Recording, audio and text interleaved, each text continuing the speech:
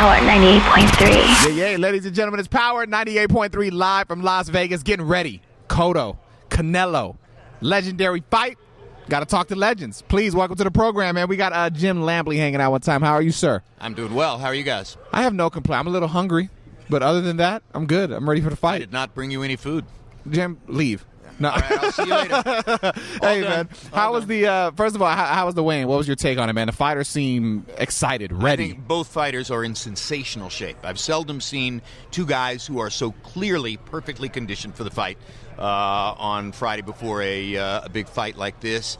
And I, spent 30 minutes with each of them in their rooms prior to the weigh-in, and it was exactly what you would expect. Because one of the things that makes me so excited about the fight is that these are extremely similar people. Most definitely. They're both very dignified people. They don't need or want any of the extracurricular BS outside the ring that some fighters need to prepare themselves or be emotionally ready for a fight. They're both respectful of the opponent. They're both calm in their approach to what they're going to do. They both worked tremendously hard to get themselves ready for the fight, and they both have the capacity to be violent in the ring. So I have every hope for a great fight tomorrow night. We were just talking to Roy Jones Jr., and he said one thing that he is excited for is the fact that these fighters aren't going in here trying to worry about being undefeated or anything like that. They're going in there to give the people what they want, and they themselves want a good fight.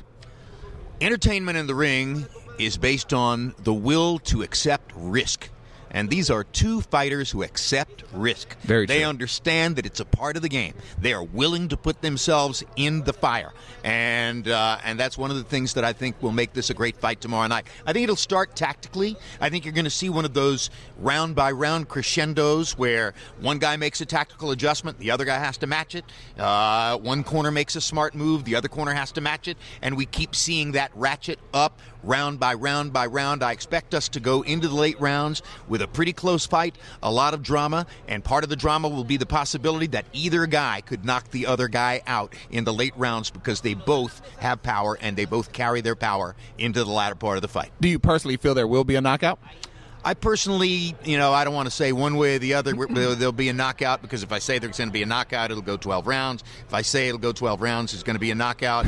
I think that, anything is possible in this fight. They're very closely matched. They're both smart. So a 12-round decision is quite possible. Very nice. So everyone knows, man. You call these things. You've called some legendary fights. I sit next to Roy, man. I have such a good time. Hey, out of all the fights that you've, who would you think, or which fight would be the one that you're like, yes, like that, like that's the legendary fight I called. I told you so. Well, the first fight between Arturo Gatti and Mickey Ward is an ongoing legend in the sport. If you haven't seen it, go to YouTube and blow your mind. Yeah. The first and third fights between Marco Antonio Barrera and Eric Morales were both exceptional, incredible things. I had a chance just recently, because it was the 20th anniversary, to look back at the first fight between Evander Holyfield and Riddick Bowe. What an amazing fight that was. As great a 12-round heavyweight battle as you could ever possibly see.